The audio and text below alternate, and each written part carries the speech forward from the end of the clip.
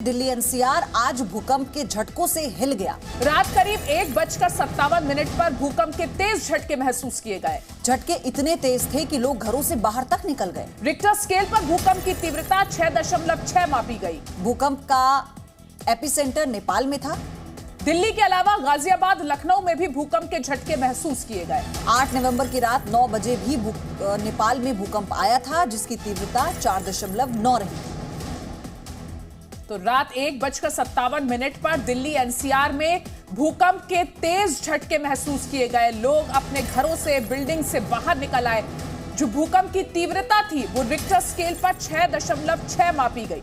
तो ये तेज तीव्रता वाला भूकंप था। और तस्वीरें देखिए, ग्रेटर नोएडा की ये तस्वीरें आपको दिखा रहे हैं, जहां घरों में सामान हिलने लगा, लोगों को झटके महसूस हुए। देर रात का वक्त था, लेकिन फिर भी लोग उठे और उसके बाद घरों से बाहर भी आए। और 5 घंटे अचार सिर्फ खाने के लिए ही नहीं है, कमाने के लिए भी है। ये अचार के बिजनेस करके महीने के 5 लाख कमा रहे हैं। आपको भी ये करना है तो फ्रीडम ऐप को अभी डाउनलोड कीजिए। घंटे में 3 बार भूकंप के झटके महसूस किए गए हैं अलग अलग जगहों पर। नेपाल में इस भूकंप का एपिसेंटर था।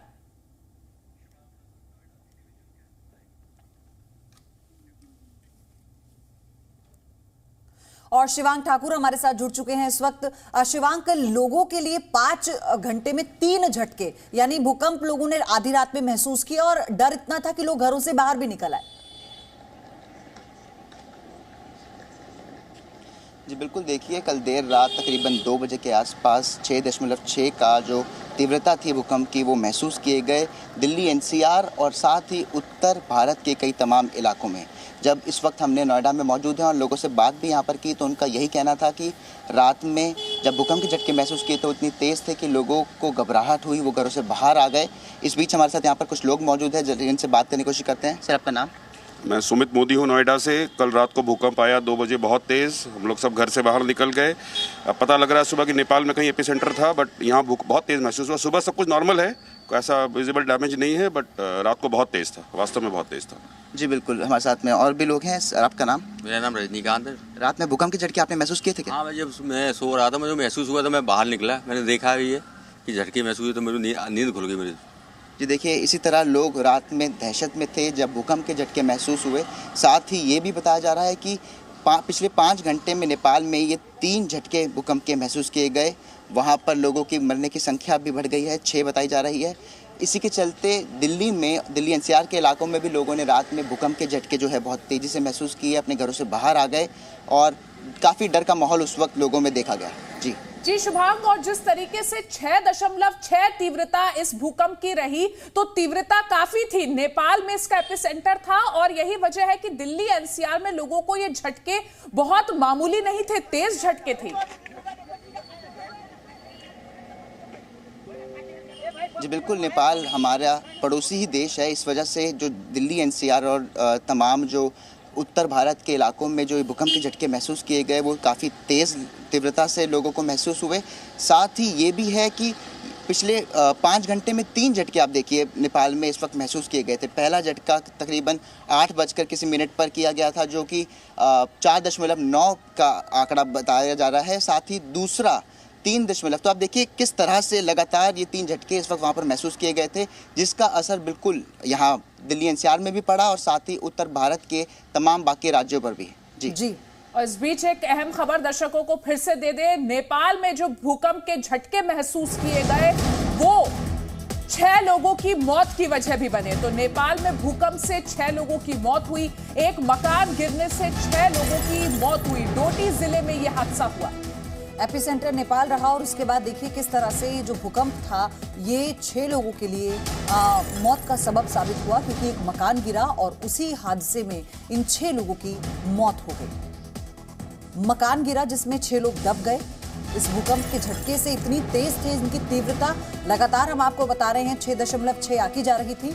और आप इसी बात से समझिए कि अगर नॉर्थ इंडिया में जिस तरह से कल रात भूकंप के झटके महसूस किए गए, इसकी तीव्रता अगर इतनी होती, जो कि नेपाल में थी क्योंकि वो एपिसेंटर था, 6.6 थी, और ये ज्यादा भी हो सकती थी क्योंकि इससे पहले हमने देखा है कि नॉर्थ इंडिया में जब भूकंप आया है और लगातार ऐसा हुआ है कि एपिसेंटर नेपाल रहा है, क्योंकि इसका जो भौगोलिक अगर एक पहलू से देखें तो ये भी बहुत महत्वपूर्ण हो जाता है। और इसीलिए आप सोचिए कि इसकी तीव्रता दिल्ली एनसीआर में अगर तेज होती तो यहां भी मुसीबत हो सकती थी, हादसे हो सकते थे। और ये देखिए नेपाल में कब कब कांपी धरती, कितने बजे भूकंप के झटके महसूस किए गए। रात 8:52 पर पहली बार भूकंप का झटका महसूस किया गया। उसके बाद 9:41 पर दूसरा झटका महसूस किया गया और रात 1:57 पर तीसरी बार नेपाल में धरती कांपी। और यही झटके दिल्ली एनसीआर समेत नॉर्थ ईस्ट में मणिपुर और नॉर्थ इंडिया में भी लखनऊ जैसे शहरों में भी महसूस हुए। पिथौरागढ़ में भी सुबह 6:30 बजे भूकंप के झटके महसूस किए गए। तो ये देखिए, आपको तस्वीरों के जरिए दिखा रहे हैं, मैप दिखा रहे हैं और मैप में देखिए कि कहां कहां पर भूकंप के झटके महसूस किए गए। दिल्ली एनसीआर में भूकंप के झटके महसूस किए गए, बिहार में, उत्तराखंड में और फिर एपिसेंटर तो नेपाल रहा। आप इसी से समझिए, ये जो नक्शा है इसी के जरिए आप समझ पाएंगे कि उत्तराखंड और नेपाल, दिल्ली एनसीआर, फिर बिहार और उत्तराखंड नेपाल, ऐसे होते हुए एपिसेंटर इसका नेपाल रहा है। और यहाँ दिल्ली एनसीआर में भी तेज झटके थे, लोग अपने घरों से निकल गए बाहर क्योंकि वो खौफजदा हो गए थे। उत्तराखंड के भी कई ऐसे इलाके हैं जहां पर लोगों को तेज झटके महसूस हुए और वो भी सुरक्षा के लिहाज से अपने घरों से बाहर निकले। तो ये डराने वाले झटके थे भूकंप के। आपको बता दें कि इसकी तीव्रता जब नेपाल इसका एपिसेंटर रहा तो 6.6 मापी गई है। और शुभांग हमारे साथ लगातार बने हुए हैं। शुभांग, यानी आप देखिए ना कि अगर हम नेपाल में देखें एपिसेंटर में 6.6 की तीव्रता रही है, यानी अगर यहां पर ये जो दिल्ली एनसीआर में और तमाम जगहों पर भारत में जो झटके आए हैं, अगर इनकी तीव्रता ज्यादा रहती तो हादसा हो सकता था। बहुत स्वाभाविक है। बिल्कुल हादसा हो सकता था। और ऐसे ही कई बार, खासकर नेपाल में तो आप देख सकते हैं, जो पिछले बीते कुछ साल है वहाँ पर भूकंप से लोग वैसे ही कांपते हैं क्योंकि वहाँ पर पहले ही भूकंप के मारे बहुत तबाही देखने को मिली है। तो अगर लगातार ये जो 3 भूकंप इस वक्त देखे गए हैं, ये बहुत ही चौंकाने वाले हैं। और साथ ही कोई भरोसा नहीं आगे भी कितने भूकंप देखने को मिल सकते हैं। अगर इसकी तीव्रता और ज़्यादा होती तो इसका असर बिल्कुल दिल्ली एनसीआर पर भी पड़ता, हो सकता है कोई नुकसान भी हो सकता था। लेकिन फिलहाल यहाँ पर दिल्ली एनसीआर में किसी की हताहत होने की कोई खबर नहीं है, किसी नुकसान की कोई खबर नहीं है। लेकिन बिल्कुल नेपाल में यही बताया जा रहा है कि अभी 6 लोगों की वहाँ पर मौत हो गई है। जी बिल्कुल शुभांग, और इससे पहले भी जैसा कि हमने देखा, अगर नॉर्थ इंडिया में दिल्ली एनसीआर की बात करें तो अर्थक्वेक प्रोन एरिया है दिल्ली एनसीआर का। और यही वजह है कि यहां पर पिछले कुछ सालों में जो भूकंप के झटके महसूस करने की जो नंबर ऑफ टाइम्स जो झटके महसूस किए गए हैं वो बढ़ता जा रहा है।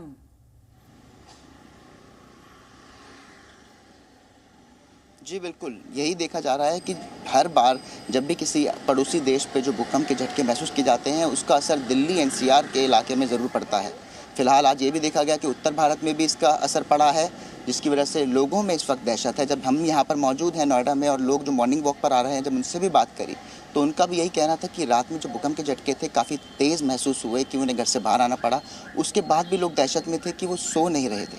तो बिल्कुल ये ऐसे बहुत सी बार देखा गया है कि जब भी आसपास के पड़ोस आप इलाका है ये अगर देखते हैं तो इन इलाकों में 6:27 पर दूसरा जो भूकंप महसूस किया गया है उसको लेकर के भी जानकारी जुटाई जा रही है। थोड़ी देर पहले जी मीडिया ने भी उत्तराखंड के जो आपदा कंट्रोल रूम है वहाँ से भी जानकारी हासिल की है। उनका कहना है कि फिलहाल जो अलग अलग क्षेत्रों के अधिकारी हैं उनसे जानकारी ली जा रही कि क्या किसी तरह से कोई जान माल के नुकसान की बात है, लेकिन जो लोग हैं वो दहशत में रहे। 4.5 घंटे के भीतर में दूसरा भूकंप का झटका महसूस किया गया है। देर रात जो आया था वो 1:56 की बात सामने आई थी, लेकिन अब सुबह 6:27 पर दूसरे भूकंप के झटके महसूस किए गए। लेकिन जिस तरह से आपने भी जिक्र किया कि जो सेंटर पॉइंट था भूकंप का वो नेपाल था, ऐसे में चूँकि उत्तराखंड का जो बॉर्डर का इलाका है, पिथौरागढ़, चंपावत और ऊधम सिंह नगर, वहाँ के आसपास के लोग दहशत में रहे। और ऐसी कई तस्वीरें भी सामने आई हैं कि भूकंप की वजह से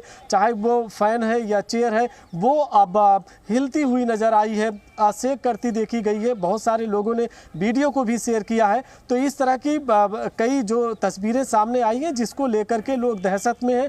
अभी भी एक दूसरे को फ़ोन करके उनके कुशलता की जानकारी हासिल कर रहे हैं। और उत्तराखंड आपदा प्रबंधन कंट्रोल रूम के अधिकारी भी 3-4 जिलों के जो अधिकारी हैं उनसे लगातार कांटेक्ट में, उनसे भी जानकारी ले रहे हैं। लेकिन इतना ज़रूर है कि 4.5 घंटे के अंदर में दूसरा भूकंप का झटका आना और महसूस होना, लोग इससे दहशत।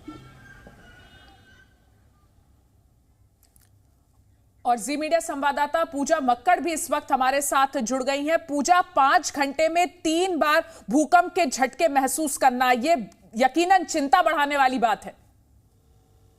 बिल्कुल, देखिए अदिति, लेकिन ये भी बात है कि ये एंटिसिपेटेड थी कि ऐसा होगा, क्योंकि रात में 1:57 पर जो भूकंप आया था उसकी तीव्रता 6.3 थी। 5 के ऊपर का जब भी भूकंप आता है तो ये मान के चला जाता है कि इसके बाद आफ्टर शॉक आएंगे। जैसा रामानुज ने भी बताया कि सुबह वाला जो भूकंप आया वो उतना तेज नहीं था, उसकी तीव्रता 4.3 थी और वो धीरे धीरे घटते चले जाते हैं। लेकिन 6.3 अपने आप में बहुत बड़ा मैग्नीट्यूड माना जाता है। खासतौर पर अगर हम दिल्ली एनसीआर की बात करें तो ये सिस्मिक जोन 4 है। यहाँ पर अगर 5 से ऊपर का भूकंप आता है तो वो ज्यादा खतरनाक हो सकता है। यहाँ पर जहाँ मल्टी उसमें इमारतों में लोग रह रहे हैं, हाई राइज बिल्डिंग्स बहुत ज्यादा हैं, 5 से ऊपर के भूकंप में ये खतरा रहता है कि अगर अर्थक्वेक प्रोन इमारत नहीं बनाई गई है तो उसमें ज्यादा बड़ा नुकसान हो सकता है। और अभी भी हम देख रहे हैं कि रात वाले भूकंप की वजह से कई लोगों की जान जाने की भी खबर आई है। उत्तराखंड और उत्तर प्रदेश खासतौर पर नेपाल की सीमा से लगते हैं। एक बात और अहम है कि जो भूकंप आया था वो उसकी जो डेप्थ थी जमीन से 10 किलोमीटर नीचे ही थी।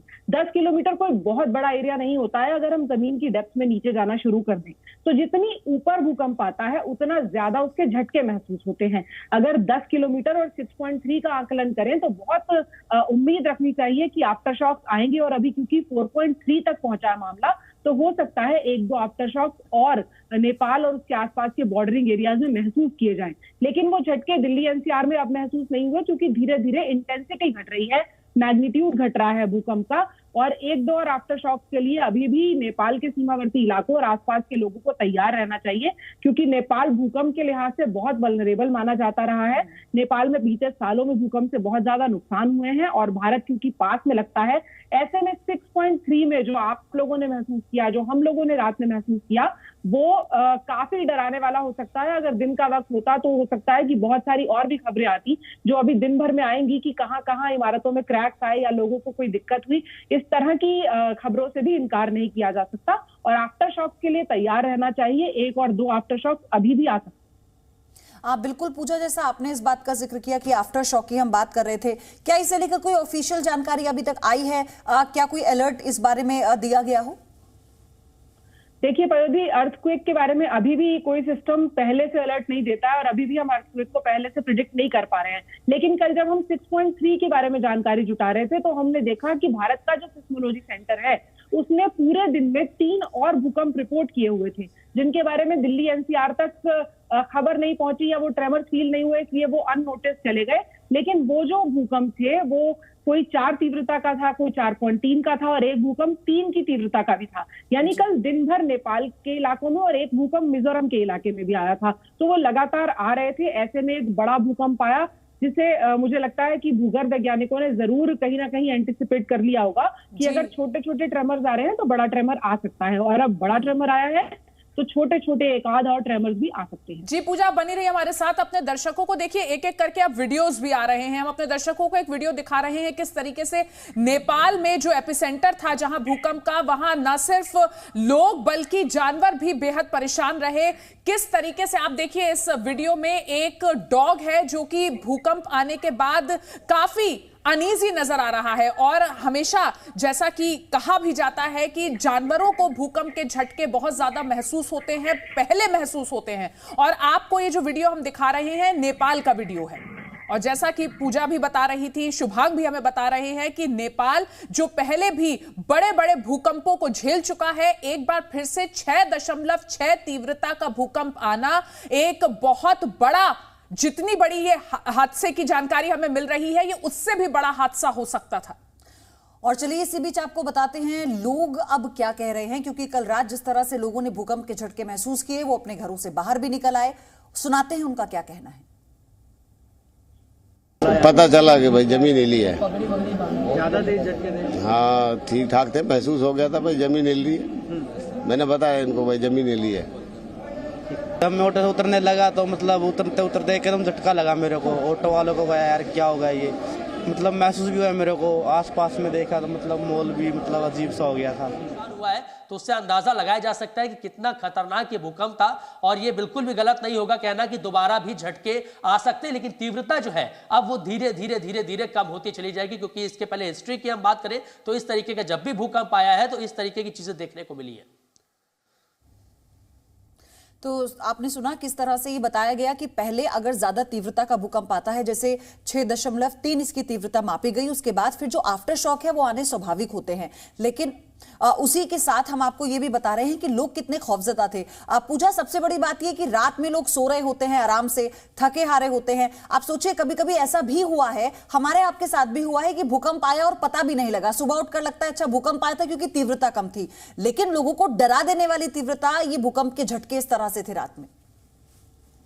बिल्कुल वयोधी, देखिए 6.3 दिल्ली एनसीआर जैसी जगह में अगर महसूस हो रहा है, लोग रात के 2 बजे उठ रहे हैं, तो इस बार जो हमने देखा वही ट्रेंड बीते सालों में भी देखा है कि जब भी बहुत तेज भूकंप आता है तब चाहे नींद में भी इंसान हो और वो 10 किलोमीटर की डेप्थ, कुछ बहुत ज्यादा डेप्थ नहीं है, यानी धरती के बहुत नीचे ही कंपन हुआ है, वो यहाँ तक फील हुआ कि लोग नींद में उठ गए। और हाई राइज में रहने वाले बहुत से लोगों ने तो ये भी लिखा कि चूंकि नीचे जाना संभव नहीं था इसलिए हमने ट्विटर चेक करना शुरू किया कि क्या ये हमें ही फील हुआ है। तो ये एक नया ट्रेंड है। अगर आप 16वीं 17वीं या 20वीं मंजिल के ऊपर रह रहे हैं तो या तो आप भगवान को याद करते हैं, टेबल के नीचे छुपते हैं, या फिर सोशल मीडिया पे चेक करते हैं कि कहीं हम अकेले तो नहीं हैं।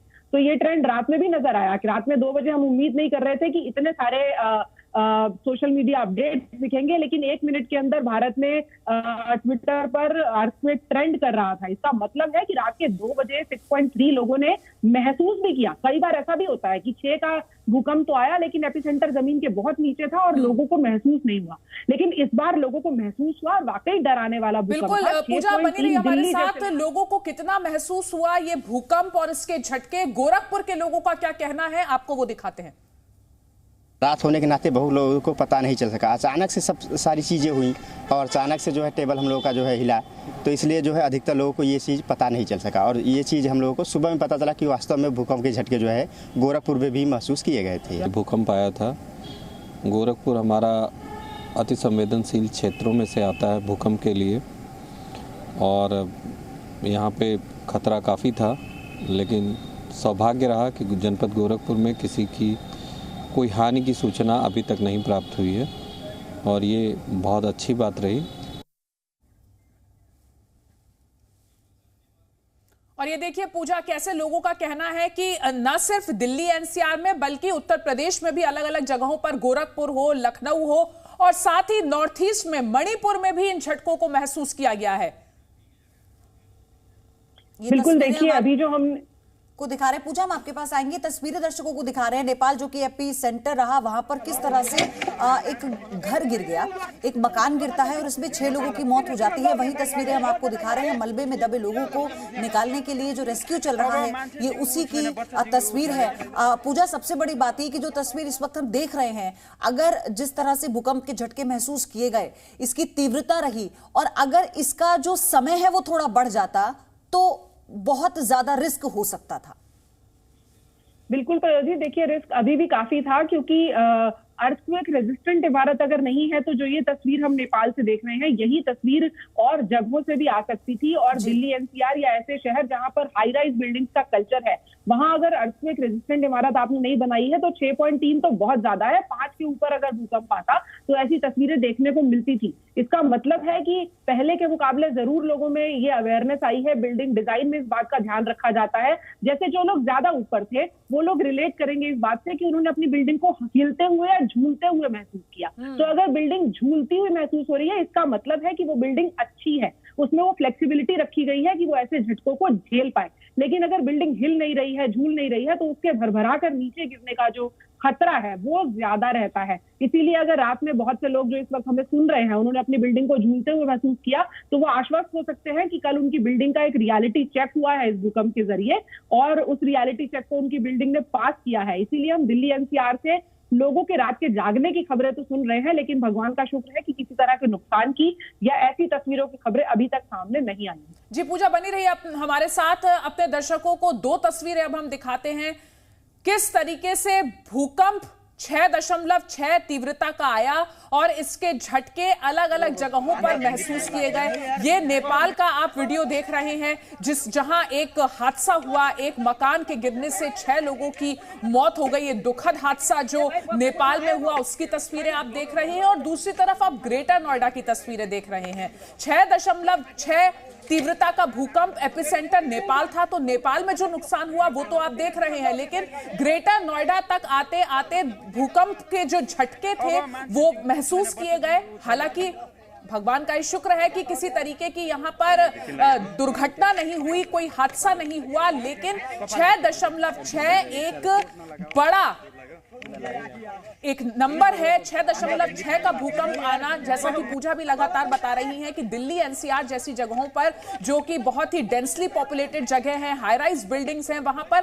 5 से ज्यादा का अगर भूकंप आता है, उसके झटके आते हैं तो ये बहुत खतरनाक होता है। तो ये बहुत ही खतरनाक स्तर का यहां पर भूकंप के झटकों को महसूस किया गया। नोएडा, ग्रेटर नोएडा की अलग अलग जगहों से जो तस्वीरें आ रही हैं वो भी हम अपने दर्शकों को दिखा रहे हैं। हमारे साथ पूजा भी है और शुभांग भी हमारे सहयोगी जुड़े हुए हैं। शुभांग, आप लोगों से बात कर रहे थे, उन्होंने बताया किस तरह से वो डर का माहौल था जैसे वो बाहर निकल आए।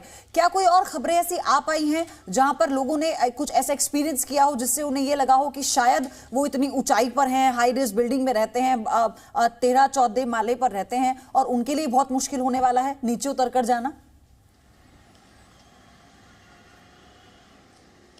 जी बिल्कुल, देखिए जब लोगों से यहाँ पर बात की गई तो कुछ लोग ऐसे थे जो कि बिल्डर फ्लैट्स में रहते थे तो वो अपने घरों से बाहर आ पाए, लेकिन कुछ लोग जो बात कर रहे हैं कि मल्टी हाई राइज बिल्डिंग्स में रहते थे, उनमें से भी जैसे कुछ लोगों से बात की तो उनका ये कहना था कि हम 6th फ्लोर पर रहते थे या 8वीं मंजिल पर रहते थे। तो हम लोगों को जब महसूस हुआ, हमारी आंखें ज़रूर खुली, हमारी नींद खराब हुई, लेकिन जब तक हम नीचे पहुँच पाते तब तक भूकंप के झटके रुक गए थे। तो एक दहशत ज़रूर थी, डर ज़रूर था कि आप गिर सकते हैं, लेकिन जैसे बात की, जब बिल्डिंग्स का स्ट्रक्चर बनाया भी जाता है तो उस पर ध्यान दिया जाता है कि वो शॉक प्रूफ बनाया जाए। और बिल्कुल जब अर्थक्वेक आता है तो वो झूमती ज़रूर है बिल्डिंग, तो वो झूमना अच्छा है बिल्डिंग्स के लिए, क्योंकि यानी कि बिल्डिंग्स में वो शॉक प्रूफ जो स्ट्रक्चर था उसे बना के उसे बरकरार रखा गया है। उनको देखा गया है कि वो अर्थक्वेक्स जो आते हैं उनको भूकंप के झटकों को महसूस करें और सह सकती हैं। लेकिन ऐसी कई बिल्डिंग्स दिल्ली में आप देख सकते हैं, अगर सदर बाज़ार की मैं बात करूँ, आए दिन वहाँ पर बिल्डिंग्स गिर जाती है। जो कच्चे घर जिन्हें हम कहते हैं, इस तरह की जो बिल्डिंग्स है उन्हें उसमें बहुत ज़्यादा खतरा होता है। अचार सिर्फ खाने के लिए ही नहीं है, कमाने के लिए भी है। ये अचार के बिजनेस करके महीने के 5 लाख कमा रहे हैं। आपको भी ये करना है तो फ्रीडम ऐप को अभी डाउनलोड कीजिए।